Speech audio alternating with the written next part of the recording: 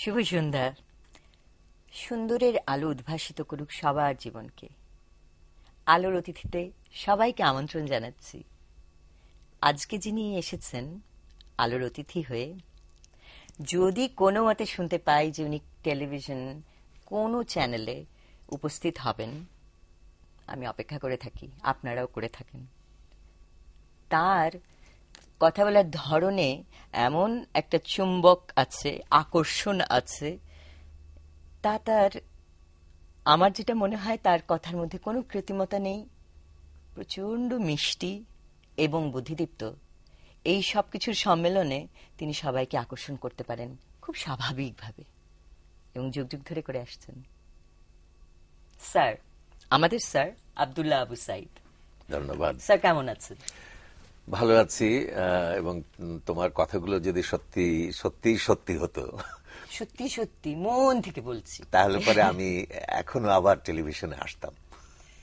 Sir, সেই 1965 সালে আপনারা শুরু করলেন একটা সাংঘাতিক আন্দোলন, সাহিত্য নিয়ে আন্দোলন। মানে এটা কিন্তু আজকের যুগে অভাবনীয় একেবারে। এই যে এই বিষয়টি কি করে এসেছিল? তখন আমরা একটা নতুন সাহিত্য যুগের স্বপ্ন দেখছি। আমরা কিছু তরুণ, আমরা তখন একসঙ্গে হয়েছি। মানে যা কিছু পুরনো, যা কিছু ঘেয়, যা কিছু গতানুগতিক, তার থেকে আমরা বেরিয়ে যাব, একটা নতুন যুগকে আমরা তৈরি করব আমাদের ভালোবাসা দিয়ে, স্বপ্ন দিয়ে, একাগ্রতা দিয়ে, মত্ততা দিয়ে। তখন এরকম একটা নেশার মধ্যে আমাদের পেয়ে বসেছিল এবং আমাদের ওই দল থেকে অনেক ভালো লেখক তখন বেরিয়েছে। আজকে যারা আমাদের দেশের সেরা লেখক তারা সবই প্রায় সেই আন্দোলনের। যেমন আমাদের মারা গেছে আখতারুজ্জামান ইলিয়াস, আব্দুল মান্নান সৈয়দ, রফিক আজাদ, নির্মলেন্দু গুণ, আবুল হাসান, মোহাম্মদ নুরুল হুদা, মহাদেব শাহ, এরকম সব। আমরা তখন অল্প বয়সী তরুণ, একসঙ্গে সবাই থাকি, একসঙ্গে চলি, একসঙ্গে আনন্দ করি, একসঙ্গে স্বপ্ন দেখি। এর মধ্যে দিয়ে আমাদের সেই সাহিত্য আন্দোলন এগিয়ে গেছে। এইটা তো কণ্ঠস্বর নামে কণ্ঠস্বর পত্রিকার মূলত এর মধ্যে দিয়ে এটা এগিয়েছে। আচ্ছা, সেই সময় আন্দোলনটা কি মানে খানিকটা হলো স্ট্যাবলিশড সাহিত্য যে সমাজটি ছিল আমাদের, অর্থাৎ রবীন্দ্রনাথ ঠাকুর, বিবেকানন্দ, শরৎচন্দ্র, নজরুল এবং পরবর্তীতে যারা এসছেন, মানে তাদের থেকে বেরিয়ে আসার একটা চেষ্টা ছিল। হ্যাঁ, মানে আমরা একটা আধুনিকতার কথা ভাবছি তখন, একটা ধারালো নতুনত্বের কথা ভাবছি তখন, এবং যা কিছু আমাদের পুরনো সেখান থেকে আমাদের বেরিয়ে নিজের আত্মসত্তাকে আমাদের ছুতে হবে, আমাদের নিজেদেরকে স্পর্শ করতে হবে, নিজের নতুন যুগকে নিজেদের হাতে তৈরি করতে হবে। এই স্বপ্ন আমরা উদ্বুদ্ধ ছিলাম। তো উদ্বুদ্ধ ছিলেন বলছেন কেন? পরবর্তীতে কি হলো? পরবর্তীতে যখন সেই সব লেখকরা দাঁড়িয়ে গেল, আমাদের প্রয়োজন ফুরিয়ে গেল, তখন পত্রিকা আমি বন্ধ করে দিলাম। কেমন? তার কারণ একটা লিটল ম্যাগাজিন আমরা বের করতাম। লিটল ম্যাগাজিনের দায়িত্ব একটা যুগের শ্রেষ্ঠ লেখাগুলোকে উপস্থাপনা নয়। লিটল ম্যাগাজিনের দায়িত্ব হচ্ছে একটা সাহিত্যকে নতুন দিকে মোড় ফিরিয়ে দেওয়া। তো আমরা যখন বুঝলাম যে সেটা আমরা কিছুটা করেছি, এরা এখন ডানা হয়েছে, এরা এখন উড়ছে, তখন দেখলাম যে আর আমাদের আন্দোলন প্রয়োজন নেই। হ্যাঁ, তারা এখন প্রত্যেকে আলাদা আন্দোলন, প্রত্যেকে আলাদা প্রতিষ্ঠান হয়ে যাক, এক একটি ইন্ডিভিজুয়ালিস্টিক একটা প্রতিষ্ঠানে রূপান্তরিত হলেন। আপনি মানে লেখা শুরু করলেন কবে থেকে? মানে ওই সময় কি আপনি নিজে লিখছিলেন না? হ্যাঁ, আমি নিজেও সম্পাদনাও করছিলাম, এবং সম্পাদনা করতে গিয়ে মাঝে মাঝে লেখার অভাব হয়ে যায়। ওটা পূরণ করার জন্য আমি লেখা শুরু করি আসলে। এবং ওই পত্রিকা যতদিন চলেছে লিখেছি, পরে আবার দীর্ঘদিন আমি টেলিভিশনে চলে গেছি, নানান রকম ব্যস্ততার মধ্যে আর লেখা হয়নি। আবার 90 দশকের শেষে এসে হ্যাঁ, আমি আবার লিখতে শুরু করেছি, এবং গত 5 বছরে আমি 14টা বই লিখেছি। কখন মানুষের কোন যৌবন জেগে ওঠে কেউ জানে না। আমাকে একবার বলেছিল এক ভদ্রলোক যে, উনি জিজ্ঞেস করেছিলেন যে এই পাড়ার নেতাকে, তো উত্তরে একজন উত্তর দিয়েছে যে যখন যে চেতে। আমার জীবনে আমি দেখেছি যে এক এক সময় এক একটা জিনিস মানে জ্বলে উঠেছে, বা বুকের মধ্যে নেতা হয়ে উঠেছে, বুকের মধ্যে তপ্ত হয়ে উঠেছে। তখন সেটা নিয়ে পাগলের মতো থেকেছি। আবার এক সময় সেটাকে হয়তো মনে হয়েছে পুরনো, হারানো, অর্থহীন, সেটা ছেড়ে চলে গেছে অন্যদিকে। এই তো জীবন। বিটিভিতে তখন আপনার বয়স অনেক কম, 24-25-এর ঊর্ধ্বে বোধহয় নয়, হ্যাঁ, না, তা যখন না। আপনি কবি জসিমউদ্দিনের ইন্টারভিউ হ্যাঁ, নিয়েছেন। নিয়েছিলাম। হ্যাঁ, তো সেটা কিভাবে, মানে ইন্টারভিউ হঠাৎ কিভাবে? ইন্টারভিউ যেমন তুমি যেভাবে আমাকে নিচ্ছ, জসিমউদ্দিন আমাদের কাছে তখন দেবতা, হ্যাঁ, মানে শ্রেষ্ঠ কবি, এবং আমাকে বলল যে তার ইন্টারভিউ নিতে হবে। অবশ্যই তার লেখাগুলো আমার অনেকগুলোই পড়া ছিল, আমার কোনো অসুবিধা ছিল না, উনি আমার আব্বার বন্ধু ছিলেন। তো ইন্টারভিউ নিলাম, কিন্তু আমি খুব নার্ভাস, চিরকাল নার্ভাস, এই মুহূর্তেও নার্ভাস। আমিও। তো তো তখন হলো, ইন্টারভিউটা ভালোই হলো। কি করে যেন ওনাকে নানান রকম প্যাঁচে আটকেও ফেললাম দু একবার। তো ওনাকে দিয়ে আবৃত্তি করালাম, ভালোই লাগলো, দর্শকদের ভালো লাগলো। এই আমার প্রথম টেলিভিশনে আসা। এটা ছিল কোন সালে? মাত্র বোধহয় বিটিভি শুরু হয়েছে। বিটিভি শুরু হয়েছে তার 1 মাসের মধ্যে, 1 মাসের মধ্যে। কারণ তার আগে আমি ঢাকা ইউনিভার্সিটির বিভিন্ন সাংস্কৃতিক কর্মকাণ্ডে খুবই জড়িত ছিলাম, কাজেই খুবই স্বাভাবিকভাবেই টেলিভিশনের লোকেরা আমাকে ডেকেছে, এই আর কি। মন্টু মামা, মোস্তফা মনোয়ার এবং জামান আলী খান, যিনি পরে পাকিস্তান টেলিভিশনের ডিজি হয়েছিলেন, ওনারা দুজন একদিন এসে হাজির। চলো, কোথায় যাব, যে জসিমউদ্দিনের ইন্টারভিউ নিতে হবে। আমি তো খুব ভয় পেয়ে গেছিলাম। যা হোক, ভয় পেলে ভালো হয়। স্যার, আপনি তো ঢাকা কলেজের পড়াতে শুরু করলেন, সেটাও কি মানে এই বিটিভির সাথে কর্মরত সময়ে? না না, আমি শিক্ষক আমি আগে হয়েছি এবং পরে টিভিতে এসেছি। কাজেই আমার বিপদ আমার শিক্ষকতা নিয়ে হয়নি, টিভি নিয়ে হয়েছে। কারণ একজন শিক্ষকের পক্ষে টিভিতে আসা, এটা একটু কন্ট্রাডিক্টরি বিষয়, এবং এটা আমাকে বহুদিন পর্যন্ত প্রবলেম করেছে আমার জীবনে। কিন্তু স্যার, সে সময় শিক্ষিত লোকজনই তো টেলিভিশনে আসতেন, মানে আপনার শিক্ষকতার পরিচয়টা খুব প্রেস্টিজিয়াস ছিল আসলে টেলিভিশনের জন্য। এটা ছিল, কিন্তু সেই সময় শিক্ষিত লোকেরা এসছে। তার কারণ আমার মনে পড়ে যে তখন মোস্তফা কামাল সাহেব, যিনি পরে চিফ জাস্টিস হয়েছিলেন, তিনি ছিলেন আমাদের ধারার উপস্থাপক, আমিও তাই ছিলাম সে সময়। আমাদের আব্দুল মতিন সাহেব ছিলেন, তারপর ডক্টর হাসান জামান ছিলেন, তারপর শামসুল হুদা চৌধুরী, পরবর্তীকালে বদরুদ্দোজা চৌধুরী। সেকালের যারা এদেশের স্টার ছিলেন, তারা তখন প্রত্যেকে যারা অন্য জগতের স্টার ছিলেন, তারা টেলিভিশনে এসেছেন। এই যুগে এসে এটা একটু চেঞ্জ হয়ে গেছে, এখন টেলিভিশনের স্টাররা টেলিভিশন চালায়, কিন্তু আমাদের সময়ে সারা জাতির স্টাররা টেলিভিশন চালাতেন।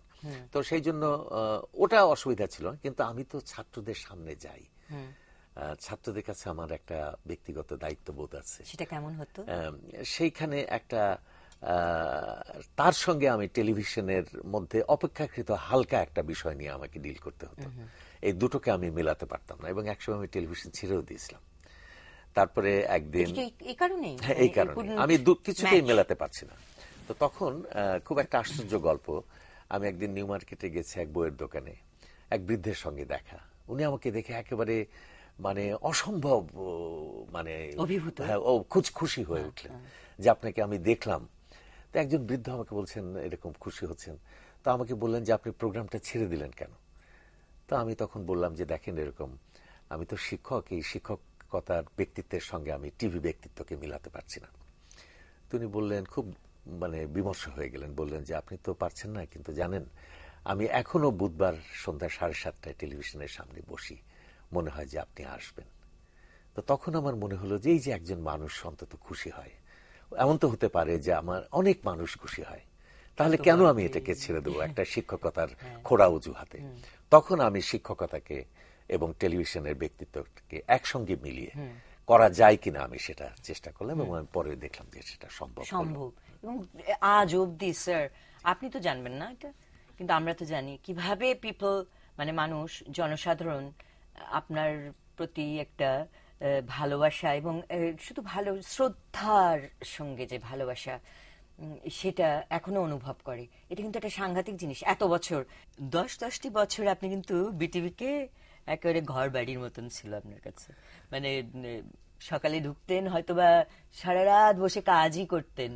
হ্যাঁ, না, ওই বিরাট বিশাল দালানটার মধ্যে আমি একটা প্রেতাত্মার মতো ঘুরে বেড়াতাম। আমার মনে আছে দিন রাত্রে সমস্ত স্বপ্ন, সমস্ত উদ্যম, কেমন সমস্ত আকুতি তখন টেলিভিশনের মধ্যে মনে হতো যে আমি একটা মশালের মতো দাউ দাউ করে জ্বলছি। হ্যাঁ, হারজিত ছিল, তারপরে সপ্তবর্ণ ছিল, আনন্দমেলা ছিল সিরিজ হিসেবে, পরে না চারুপাঠ পরে, তারপরে ছিল চতুরঙ্গ, মানচিত্র ছিল।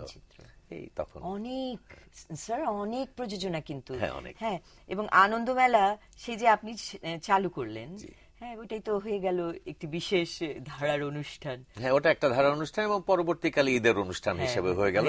এবং হয়ে এটা এতই জনপ্রিয়তা হলো যে এক সময় ওটা করা আমাদের পক্ষে অসম্ভব বিপজ্জনক হয়ে পড়ল। কেন বিপজ্জনক? মানে ওটার কাছে মানুষের প্রত্যাশা এবং চাহিদা এমন বাড়লো যে আমরা নিজের সৃষ্টিকে নিজেই ভয় পেতে শুরু করলাম এবং ফ্র্যাঙ্কেনস্টাইন হয়ে গেল আমাদের কাছে। তো হয় ওর চাইতে ভালো করতে হবে, নয় চলে যেতে হবে। তো শেষে চলে যাওয়াই বাঞ্ছনীয় এবং সুবিধাজনক মনে হলো।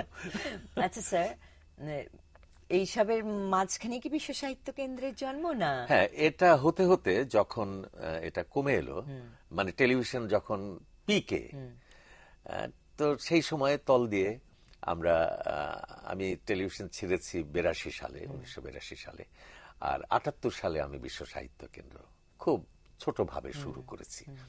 এবং যখন বিশ্ব সাহিত্য কেন্দ্র বাড়তে লাগলো এবং মনে হলো যে এর মধ্যে দিয়ে আমরা জাতির সেই মানুষদেরকে গড়ে তুলতে চাই যারা এই জাতিকে একদিন পথ দেখাবে, এবং এই মানুষকে কি করে গড়ে তুলে, এবং দেখলাম যে টেলিভিশনের পর্দায় এর উত্তর নেই।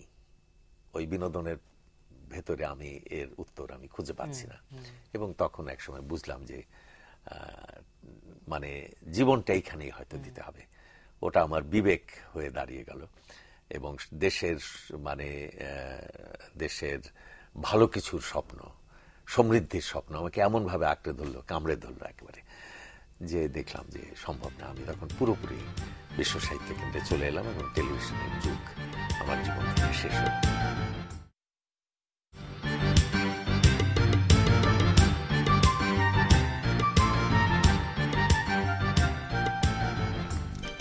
আপনার আমার মনে হয় না মনে আছে, কিন্তু আমার মনে আছে বেশ কিছু বছর আগে বিশ্ব সাহিত্য কেন্দ্রতে আমার যত ধারণা পহেলা বৈশাখের কোনো একটা অনুষ্ঠান, বেশ কিছু বছর আগে। তো এমনি আমরা সবাই বসে আড্ডা দিচ্ছিলাম, আড্ডা নয়, আপনার গল্প শুনছিলাম।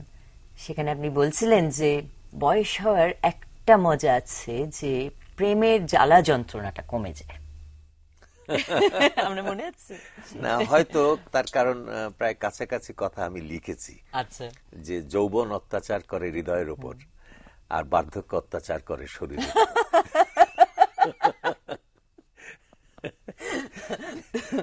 সুতরাং আমরা শরীরের নির্যাতনে এখন প্রপীড়িত এবং নির্যাতিত।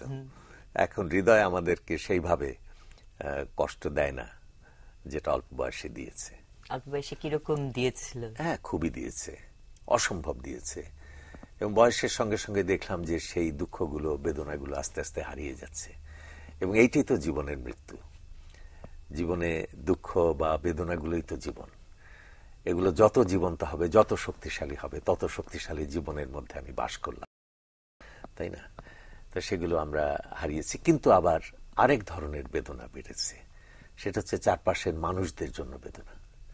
ব্যক্তিগত বেদনা হয়তো কমেছে, কিন্তু অনেক মানুষের অনেক দুঃখ, অনেক কষ্ট, এই বেদনাগুলো এখন মাথাকে কামড়ে ধরেছে। এখন এগুলো ছিঁড়ে ফেলে, যেগুলোর কিভাবে এর থেকে বেরোতে পারি, কিভাবে মুক্তি, কি করতে পারি। তো এইটাই জীবনের কোনো সময় অসময় নয়। এবং আমি মনে করি যে বার্ধক্য খুবই গুরুত্বপূর্ণ সময়। কারণ কিছুদিন আগে একটা মেয়ে আমাকে এসে বলছে যে আপনারা তো বুড়ো, আপনারা তো চোকলা হয়ে গেছেন। মানে চোকলা মানে ধরো শশা কাটার সময় তুমি ছিলে ফেলো না, ছালটা ছিলে ফেলো, সেটা বলছে আর কি। তা আমি বললাম যে দেখো, তবুও আমরা তোমাদের চাইতে বড়, কারণ তোমরা যৌবনের সমান, আমরা সারা জীবনের সমান। চমৎকার। আপনি তো চিন্তাশীল মানুষ, আপনি ইমোশনস গুলো নিয়ে চিন্তা করে কম্পার্টমেন্টালাইজ করতে পারেন। হ্যাঁ, তো আপনি যদি এখন দেখেন আপনার জীবনের দিকে তাকিয়ে, যে আপনি কি এটার কোনো ব্যাপার আছে যে এই সময়টা খুব ভালো ছিল, এই সময়টা বেশি ভালো না? না, আমার কাছে কখনোই মনে হয়নি। আমার কাছে শৈশবকে, যখন শিশু ছিলাম তখন শৈশবকে খুব খারাপ মনে হয়েছে, কিন্তু যখন যৌবনে এসেছি তখন শৈশবকে খুবই স্বপ্নময় মনে হয়েছে, স্বপ্নমধুর মনে হয়েছে। তো তেমনি আবার যখন প্রৌঢ়ত্বে এসেছি তখন যৌবনকে খুব মিষ্টি মনে হয়েছে, যখন বার্ধক্যে এসেছি তখন প্রৌঢ়ত্বকে মিষ্টি মনে হচ্ছে, এবং আশ্চর্য যে বার্ধক্যকে মিষ্টি মনে হচ্ছে। এবং জীবনের কোনো সময় আমি পাইনি যে সময় জীবনকে গাল দেবার মতো, জীবনকে অপছন্দ করার মতো জীবনের মধ্যে কিছু পেয়েছি। মানে মৃত্যুর কামনা যেটাকে বলে অনেকে করে, হ্যাঁ, ওই জিনিসটা না, মৃত্যুর কামনা তো তখনই করে মানুষ যখন, রবীন্দ্রনাথ এক জায়গায় বলেছিলেন যে মেয়েরা স্বামীর মানে বাপের বাড়িতে যেতে চায় কখন, স্বামীর ঘরে যখন সুখ পায় না, তাই না? তো মানুষ মৃত্যুর দিকে চলে যায় কখন, যেতে চায় কখন, যখন এই জীবন তাকে আর সুখ দিচ্ছে না। কিন্তু আমাকে প্রতিটা মুহূর্ত এতটা আনন্দে ভরিয়ে রেখেছে, এই জীবন আমি একবার পেয়েছি আর পাবো না, এটা যে হারিয়ে ফেলছি এটাই তো আমার দুঃখ। এই জীবন নিয়ে আবার দুঃখ কিসের? ভাগ্য যে একবার পেয়েছিলাম এই জীবনকে, তাই না? তাই না এত কিছু দেখা হলো, এত আনন্দ করা হলো, থই থই, লক্ষ লক্ষ কোটি কোটি আনন্দের মধ্যে থই থই করে বেঁচে থাকলাম। তা আর কি চাই জীবনে? এখন কাজ, এখন সবকিছুর জন্য চারপাশের দুঃখগুলোর উত্তর দিতে চাই, বেদনাগুলোর উত্তর দিতে চাই, কাজ করতে চাই। এইটাই আমার এখনকার আনন্দের বিষয়।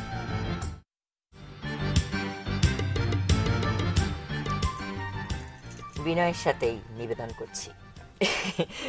স্যার, অনেক বছর হলো বিশ্ব সাহিত্য কেন্দ্র আলোকিত মানুষ তৈরি করছে বা খুঁজছে। এত বছরে কিন্তু আলোকিত মানুষের মিছিল দেখতে পাওয়ার কথা আমাদের দেশে, কিন্তু ছোট্ট একটি দলও দেখতে পাচ্ছি না, এবং সেই কষ্টে কিন্তু সারাক্ষণ ভুগছি। এটা কেন? এটা ব্যাপারটা হচ্ছে যে অনেকদিন ধরে আমাদের চেষ্টাটা চলছে, কিন্তু একদিনে বড়ভাবে সেটা হয়নি। আমাদের আরম্ভ হয়েছিল, আমরা আরম্ভ করেছিলাম ৩৫ টাকা দিয়ে এই প্রতিষ্ঠান, এবং ২৫ জন ছেলে মেয়ে দিয়ে। সেটা আস্তে আস্তে ১,০০০ হয়েছে, একসময় ২,০০০ হয়েছে, হতে হতে আজকে ১.৫ লক্ষ হয়েছে। তো এটা একদিনে এটার ফল পাওয়ার কোনো উপায় নেই। আর তারপরে মানুষের যে বিকাশ, সেটা রাতারাতি কোনো কিছু হওয়ার পথ থাকে না। এটা কোনো সামাজিক টিউবওয়েল নয় যে একদিক থেকে চাপ দিলাম আরেক দিক থেকে ছলছল করে পানি পড়লো, তা না। একটা মানুষের বিকাশ খুব ধীর, খুব রহস্যময়, কেমন দীর্ঘমেয়াদী। একটা মানুষ কখন যে কি করবে কেউ জানে না। আর দলই যে সবসময় গড়ে উঠতে হবে তাও না। অনেক সময় ব্যক্তি মানুষও হঠাৎ কখনো কখনো অসাধারণ কাজ করে বসে। তো সুতরাং আমরা এ কথা ভাবি না যে আলোকিত মানুষ সব হয়ে যাবে। আলোকিত মানুষ আসলে কেউ হয় না। এটা আমি কিছুদিন আগে বলেছি যে আলোকিত মানুষ একটা স্বপ্নের নাম, তাই না? মানুষ ওদিকে যাওয়ার চেষ্টা করে, কেউ শূন্যের থেকে ১ যায়, কেউ ৫ যায়, কেউ ১০ যায়, কেউ ৫০ যায়, এই পর্যন্ত এরকম। কিন্তু ওই যাওয়াটাই হচ্ছে তাকে পাওয়া।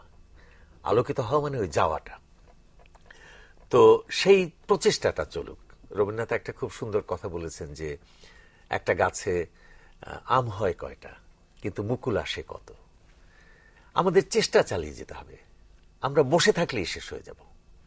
সুতরাং এটা একটা চেষ্টার নাম। কি হলো, কি হবে, এটা দিয়ে আমি এ ব্যাপারে আমার আগ্রহ নেই। কেমন চেষ্টা? হ্যাঁ, আমরা যে চেষ্টা করছি, এবং কোন চেষ্টাই কিন্তু শেষ পর্যন্ত পুরো ব্যর্থ হয় না। কিছু না কিছু জায়গাতে তার একটা ইতিবাচক অবদান বা ভূমিকা থাকে।